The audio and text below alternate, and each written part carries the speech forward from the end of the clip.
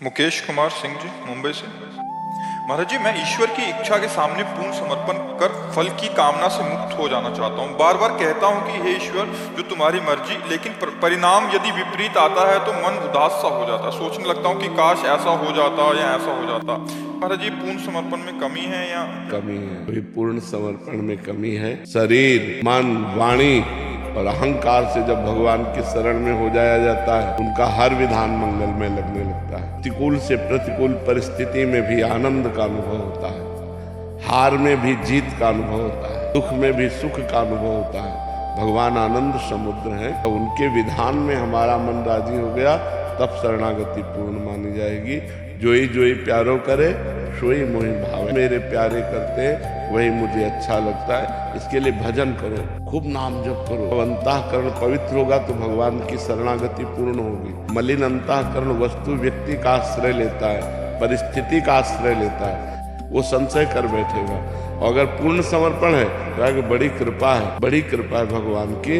अगर भगवान मंगल भवन सर्वज्ञ है तो उन्होंने जो विधान किया वो मेरे लिए मंगल, इस अभी दिखाई दे रहा है प्रतिकूलता, लेकिन इसका परिणाम जरूर मंगलमय होगा, क्योंकि भगवान मंगल भवन है, भगवान आनंद समुद्र है। वो अपने बच्चे को, अपने शरणागत को दुख कैसे दे सकते हैं? ये दुख दिखाई दे रहा है, लेकिन होगा इसका मंगल परिणाम। जहरीला फोड़ा हो जाए तो माँ पैसा दे करके डॉक्टर को और अपने आप से हाथ पकड़कर वो ऑपरेशन करवाती है। अगर ये जहरीला फोड़ा निकल गया तो ये सुखी हो जाएगा। ऐसे कोई पाप कर्म हमारा हमको दुख देने वाला है, भगवान प्रतिकूल परिस्थिति देकर उसको नष्ट कर देते। हम अज्ञानी होने के कारण जान नहीं पाते तो हम भगवान पर आरोप करने लगते हैं, कृपा नहीं है। अगर कृपा होती तो हमारा काम हमारे अनुसार बन जाता, ये गलत बात। अब हमारा अनुसार ही नहीं रहा, हम तो शरणागत हैं। अब तो जोई जोई प्यारो करे, सोई मोहि भावे। राधे राधे महाराज जी, आपके चरणों में कोटि कोटि प्रणाम। महाराज जी, श्री जी की अनन्यता और गुरु में होने के लिए क्या करना पड़ता है? नाम जप। जितना अंतःकरण पवित्र होगा उतने ही वस्तु, व्यक्ति, स्थान का आश्रय छूटेगा और भगवद आश्रय होगा। चाहे गुरु का आश्रय को, चाहे श्री जी का आश्रय को। अभी हमारा आश्रय कोई व्यक्ति है, कोई वस्तु है, कोई स्थान है, अपना शरीर है, अपना मन है, अपनी इंद्रियां हैं, भोगों को भोगना है, ये सब प्रपंच है।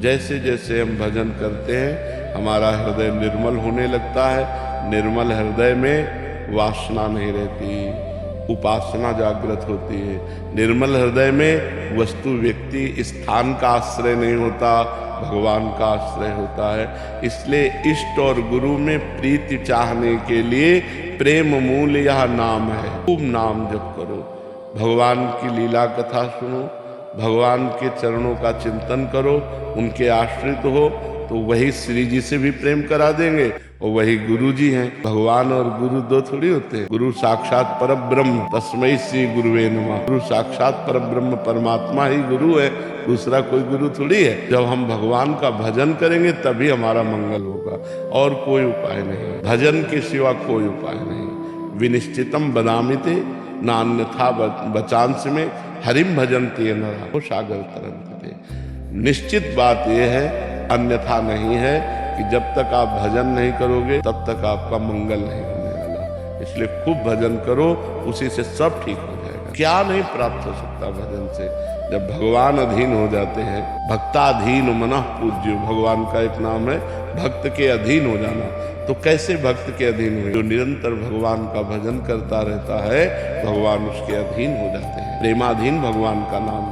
तो खूब भजन करो। भजन के सिवा हमारे पास कोई उत्तर नहीं। बिना भजन के कुछ लाभ नहीं मिलने वाला। चाहे जितना प्रवचन सुन लो, चाहे जितना प्रवचन कर लो, कुछ नहीं कर रहे, नाम जप कर रहे, पूरा जीवन है, पूर्ण आनंद आ जाएगा।